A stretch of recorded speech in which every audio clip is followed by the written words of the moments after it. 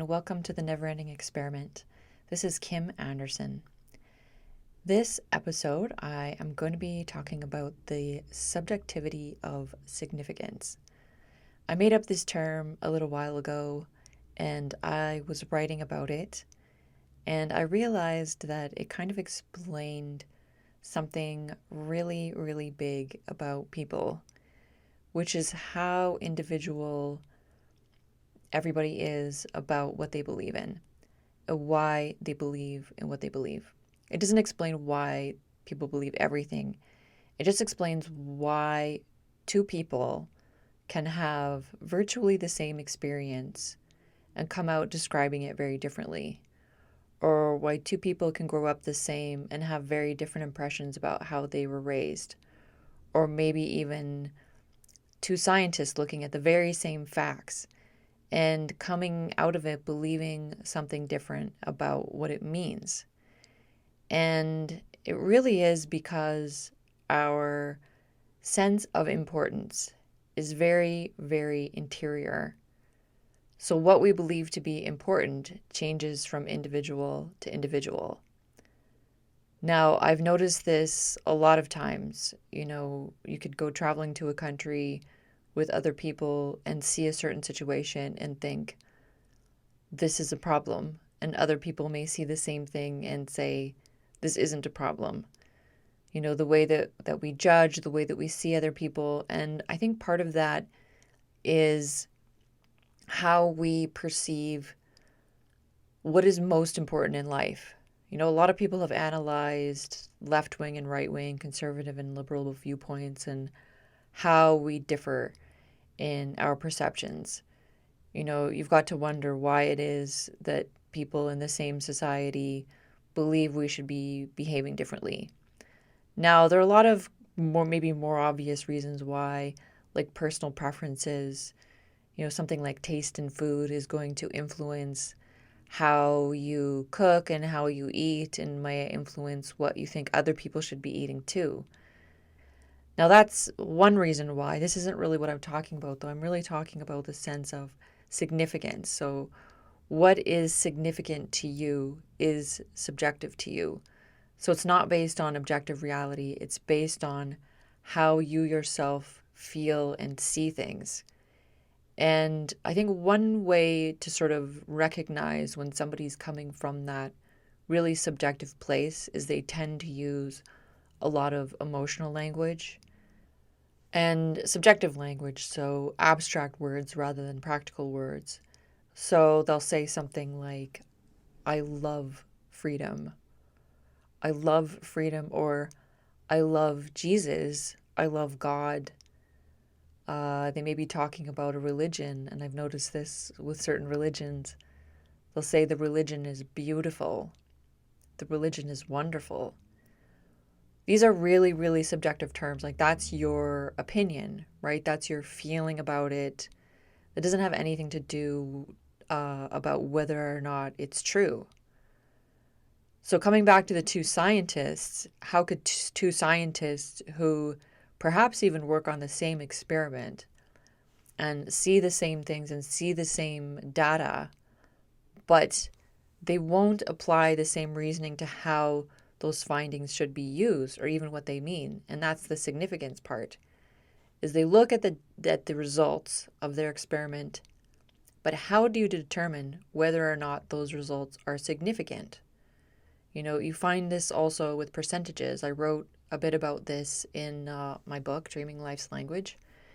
And it was talking about how percentages are used, like 60% or 16%, even 50-50, 50% of one. This is the classic pessimist versus optimist, viewpoint is whether or not you consider 50% to be good or bad. Which 50% is the significant 50% if they're both equal? So it should be that they're both equal, so not one of them is more significant than the other. But again, it depends on context. It depends what you're talking about. 50-50 is considered to be the same as pure chance. So if you're testing something and you get 50-50, it's almost the same as being meaningless. It means whatever you're testing doesn't matter that much. But that doesn't stop some people from still considering that to be significant, depending on what they expected. If they expected it to be 100% and 0% of the other, then 50-50 will be a surprise and it'll seem like a lot less. So when we get coming back to what significance is, so significant, just like what do you consider to be significant? What do you consider to be important? And oftentimes when you look at an individual's sense of importance and values, you come back to a lot of those abstract words again, like freedom and love.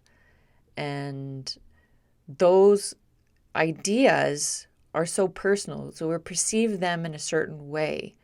But because they don't have any practical reality to them, it's very hard to determine what you actually mean by that. Same with beauty. When you look at why is it not 100% agreement, why don't we all 100% agree on how the economy should work or what is necessary to have a good life or what the significance is of different parts of life like love and peace, because we can't really define those practically, so we can't really measure them. So these are the things we measure that can't ever really come under the examination of hard science. And anything that is in the social sciences is going to inevitably be very heavily influenced by this subjective significance. So your individual perception of what is important and what is not important. And because so many human behaviors are so complicated, we do so many different things that have multiple influences, that have multiple variables, it's very hard to pinpoint, is this objectively really good or really bad? It comes back to your significance. How do you consider it to be significant? So the two scientists looking at the same data, unable to come to an agreement about whether or not it is significant, has to do with their own personal experience. And I think that's the hardest thing to get your head around. I've spent a lot of time now trying to get people to understand overpopulation. I haven't even done a full episode on overpopulation because I've just been so focused on it for so long. And I know that a lot of people don't like it. They don't like that I'm talking about it. They don't like that anybody's talking about it. And science is not on their side. But the thing is, they don't consider science to be significant, or they just want to look at different science. Right? So I've had to really try and understand where this comes from. And I think a big part of it is just that so many people really, really believe that having children is so, so significant, that it is the most important thing that you're going to do in your whole life. A lot of people believe that the whole purpose to life is to have children. And that gets indoctrinated into them, and then it gets reinforced. It gets reinforced by society. It gets reinforced by everybody around them. So they have all this confirmation from people around them that that is the right way to be, that actually having children is so important that it must come before everything else. Now, there's so many reasons why that's wrong, just the basics that there are so many people. And even if you want to get within the overpopulation discussions and different people involved that are actually in agreement that overpopulation is our biggest issue, they'll still have tons of different disagreements within that.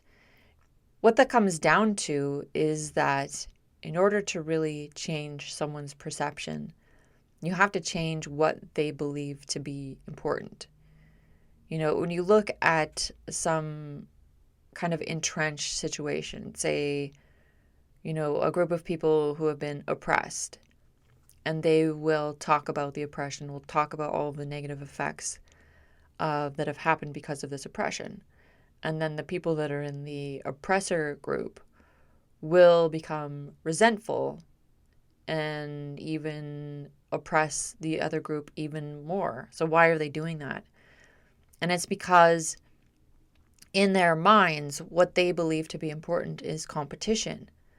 So if you're openly not competing with them, then they won't take you seriously. Because they believe that everything is a competition and whoever wins, wins, and whoever loses, loses.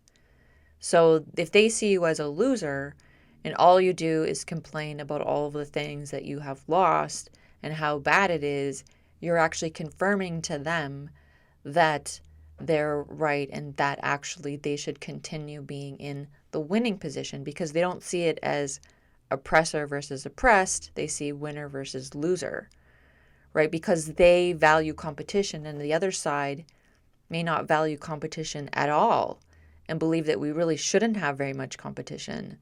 So they're appealing to them from an empathetic perspective to have different feelings than they have. But that other side doesn't have access to those feelings because those feelings are an internal process. They're not an objective process. So you have to be able to feel bad first before you would change and stop oppressing the other group. But they're never going to feel bad because they don't even have those feelings accessible to them. They may be underlying, and a lot of people are able to shut off emotion, like the selective belief in other issues. Like when you watch the media, you watch the news, it's kind of up to you if you want to believe it, right? And you may not believe it. And why do you not believe it? You say, well, I don't believe that these other people understand the situation. I don't believe the newscasters are actually representing the truth because, maybe monetary concerns, maybe you believe that someone's getting paid within the news media and you're not getting accurate information. It's like, do you care about these children that are dying in another country?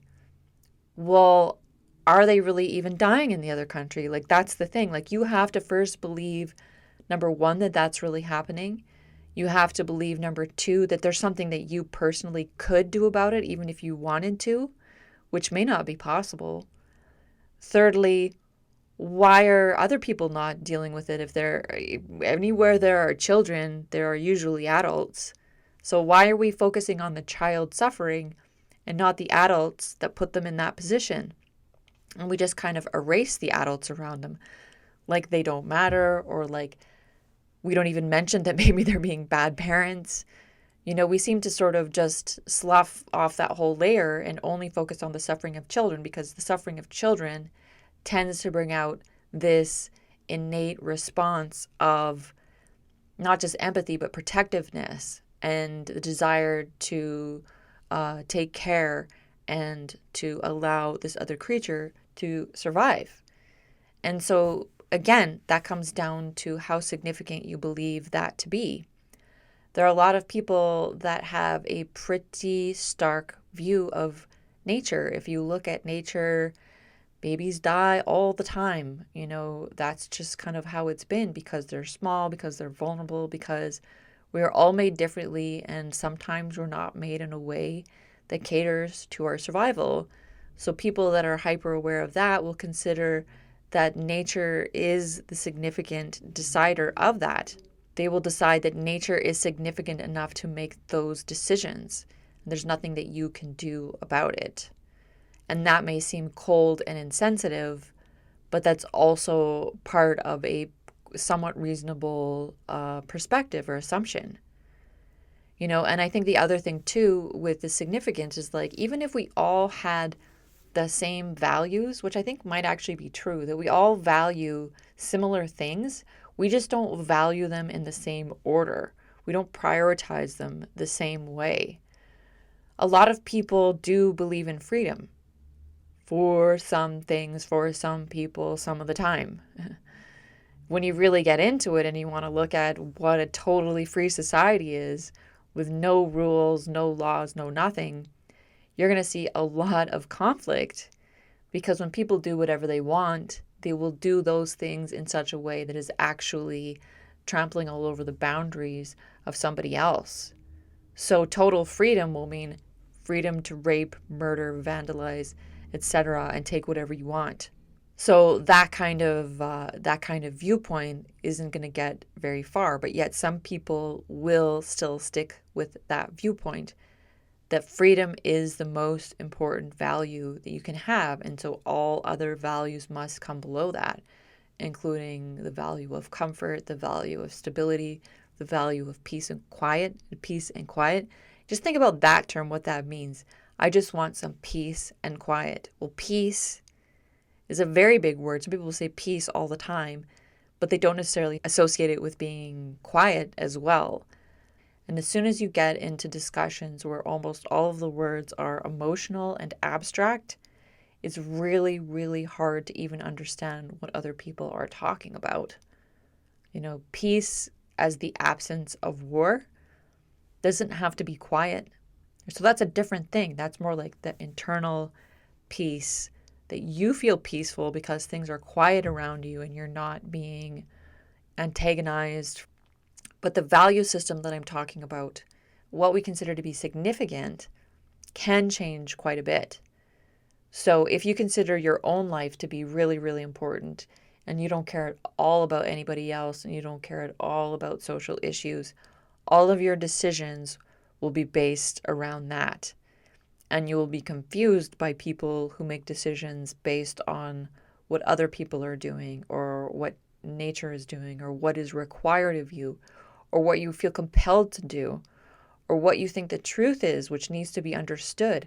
A lot of people do not value truth at all. It can be almost kind of shocking. A lot of people don't think truth is important. They think only their own comfort is important, and they'll behave in that way with all of their decisions.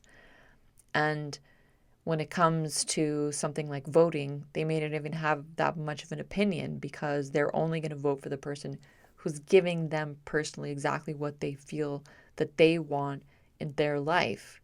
And it can be very hard for someone who is altruistic to even get their head around how anybody could live their life in such a self-centered way, because they may perceive things like goodness as important, to be a good person.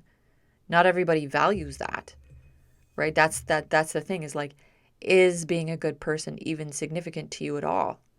So you can see if things like freedom and happiness and peace are part of your political value system and how you see ethics, that we should be striving towards those things, you'll try to change things in such a way that allows yourself and other people to experience those things, even though they are abstract.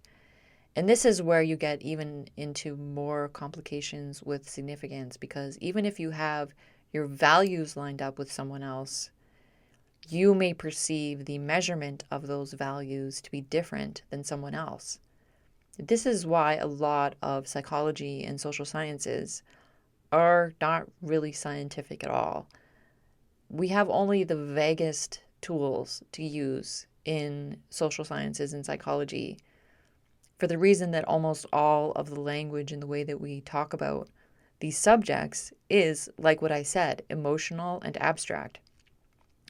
And the only way that you can measure something is if it is concrete or objective.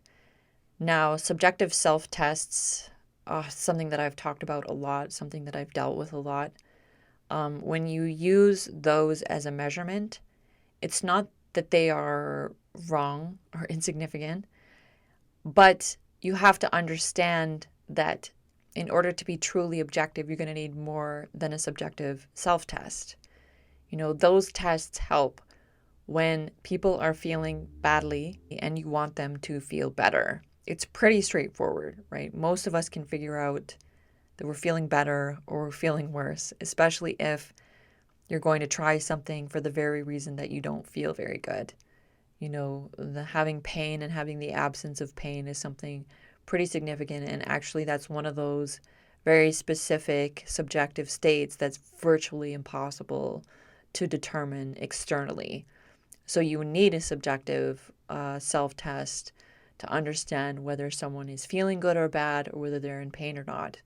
There's very few ways of understanding that from the outside without the individual actually confirming for you. Now, because we can trick ourselves and fool ourselves so easily, and because a lot of people don't value truth, they don't understand the significance of actually telling the truth, it complicates the matter so much. And because a word like peace can be used in so many ways, people can literally look at a scene of war and violence and see peace. People can literally look at two people beating each other and see love. It seems crazy, but this is the reality. This is how profound our brainwashing can be. And it all comes down to this feeling of significance. If we have been able to convince the majority of the world to belong to a religion that has no substantial value, that has no substantial reality to it, all of the concrete elements of the religion are human created, like churches and mosques that have been created by human beings and built by human beings. And this is the best you can do to show what God is something that a human being created, or nature itself, to just conflate nature and God as though they are one thing, which is a convenient mental trap to block you from ever having to really find out what substantial truth there is to God. But if we've been able to convince all of these people to believe things that they can't see, feel, or communicate with at all, except through very elaborate and in-depth interpretations, you can see why it's so hard to convince people that what they might be doing is a bad idea, especially if it's not giving them any negative, direct consequence. So the value of conformity, I mean, if you want to talk about how significant that is and how much that influences people, like the desire to conform is truly extraordinary. And a lot of people give a lot of significance to conformity. They see it as safe, they see it as easier, and often it is easier because we live in an economy where they always cater to mass production. So if you want to mass produce something so that everybody's using it, you're in a safe place. And the problem with that is that it shuts down our intelligence, right? It shuts down our ability to see past those individual things, to see past the self-centeredness. But in the end, it's like when you look at politics, and politics is significant because it has more in common with psychology and social sciences and less so with objective science, even though in politics there's a lot of objective science that comes up because of resources, because of infrastructure, because of the buildings that we make, because of the technology that we use. We have an enormous amount of science and technology that we use that is influencing politics, or the politics influences, and we don't really know how to figure those out because we don't know what's more significant, the significance of the technology and the scientific part, or the significance of the political part, how people use it, why people use it. You know, I was sad to see a group of former world leaders come together and talk about how the future is technology. And I'm thinking, like, are we still there? And the technology is the past. To me, I see that as the past. We've been so focused on technology for so long, and it has upended society over and over and over again with every new invention. I really don't see that we need that anymore. And that's the difference with me. Like, I don't value technology as much. A lot of people really do value technology. Now, just to be clear, there are certain technologies that I really like. You know, that's a thing. It's a subjective perspective, right? To like certain technologies. But do I think that they're important in an objective way? Not really. Now, if you consider everything that you like to be important, that's an extremely self-centered perspective, but that is a really, really common perspective.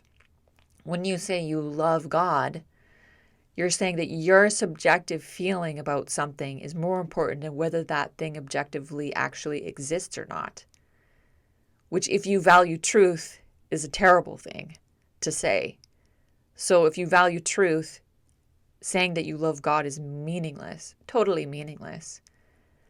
If you want to know the truth about God and you care most about the truth, then you will want to test every little thing and see every little thing and whether that works or not. And that's what I've done. So I value truth more than I value the sense of feeling good or being normal. I don't value conformity, for example. So that's kind of why we have such different politics from individual to individual. And that's why it's so hard to convince other people of what you believe to be true. Because it isn't just that you have to change their mind, you have to change their values oftentimes to actually alter how they see things to see that it could be different. If I want to convince people that it's better to have only one or no children, that's a bunch of leaps that I have to make because we're now in a place where there has been a significant challenge to the overpopulation science from religion, from people who are just obsessed with children. So I think, and I'm not going to say by any means that I am an expert at debate. I enjoy debating, but I think that what I'm seeing in a lot of debates, what I'm seeing in a lot of activism is that people are not understanding that the people that they're preaching at do not have the same values. They don't put the same things in the same level of significance. And if you want to get in their minds and actually change people's minds, you have to understand that they are putting different things in a level of significance that maybe you're not doing. And so, for example, if you're very empathetic and you're always feeling bad about the people that are suffering, and you're so angry at the people that don't care, you kind of have to realize that if you're going to try to get those other people to change their behavior, it may not be by making them care more. If they're not in touch with their feelings, it's not going to work. So you have to look at it in a different way. And I think humanity, as a rule, we go off track really, really easily with our politics because we make up a convenient theory for why we believe what we believe. But then that convenient theory often falls apart when we start dealing with different issues that come up. Pro-choice is one of those things where it's a convenient perspective to argue for the allowance of abortion. Now, I'm all for abortion, but I'm not necessarily pro-choice because there are different arguments about really what kind of choices you're making and why. So, no, not every choice is exactly the same. So, allowing an abortion has to do with the actual abortion itself. And a lot of times, if you're only looking at choice, you're not looking at the science of what is going on with pregnancy. And why I used to be pro-life when I was a child is because I really had no idea just how dangerous pregnancy is. Now that I understand that, I realize what a threat it is. So again, this comes down to significance. I used to think the significance was not to kill someone. Then I realized the significance was actually to allow for the health and well-being of both the child and the mother, because if they didn't want to have a kid and they had a kid, it's going to be a lot more problems than if they had just had the abortion, right? But that's not necessarily pro-choice either, because you're actually saying, in that case, if you're a woman and you don't want to keep the child, that you should have an abortion. So that's different again. So we have to stop simplifying our politics to the point where it's just convenient for us to have a simple perspective and realize that other people's sense of importance overall in life is going to be very different. Their sense of importance and what their own importance is as a person, the sense of importance about what other people's importance are, whether or not the people that they're being shown on the media actually exist or that the stories that they're being told are actually real. Some people are willing to lay their lives down on the line to fight for a group of people halfway across the world that they've never even met before and they've only seen on the news. That's a lot to sacrifice for total strangers. And you got to wonder why that is, why some people trust the media enough, why they put that significance in it, that just seeing an image will trigger them to completely change their lives to focus on helping these other people. But if you realize that perhaps that's not even the truth, and you value truth more than just the empathy of seeing someone suffer and wanting to stop it, you'll make very different decisions. You see? So I don't know if that explained fully what the concept is of what I'm talking about, but I just wish that people would kind of switch their mentality a little bit. I know I've had to switch my mentality a lot. It can be very, very complicated to understand how other people think. I've had to look at how I think so much when other people don't understand what I'm saying. And I finally realized it's because they don't think the same things are important that I do. And so they're using their own value system to interpret what I'm doing, even though I'm not thinking the same way as them at all. And so it's pretty interesting maybe to introspect a little bit about that, or the people that you know, to understand, what do you think peace is, or freedom, or love? And do you think those things are so important that you should sacrifice some part of your life in order to allow those things to be more readily available to everyone? Like, what does that even mean to you? So it's something to think about. And I think clarity and truth for me are definitely very high priorities. That's why I talk about these kind of philosophical things. Like, 'cause I'm trying to understand how to solve problems, and it's clear that the world has a lot of problems. And if we want to get to solving them, I think we need to go beyond the simple and really try to understand the people around us, not to control them, but to be able to find where it is that we can actually work together, because working together as a group is so fundamentally important to society, even though by necessity we need to be working with people that don't always agree with us and don't necessarily have the same perspectives, the same experiences, or the same values. And that's why in the end you have to come back to, why is this significant specifically to you? And to understand that that's still just you. And you're going to have to be able to negotiate with other people when you deal with them and realize that they don't think the same things are important. So I hope you've enjoyed this episode. I am going to be back in a couple of weeks. I've got a bunch more things to talk about. And please follow me, subscribe on any of the podcast platforms. It's shared all over them. And YouTube. I am now selling my second edition of my book.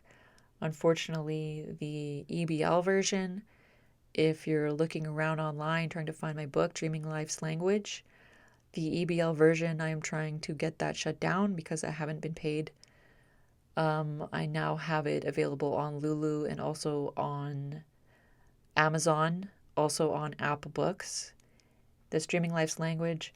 So my version, if you're looking at the video, you can see my version looks like this.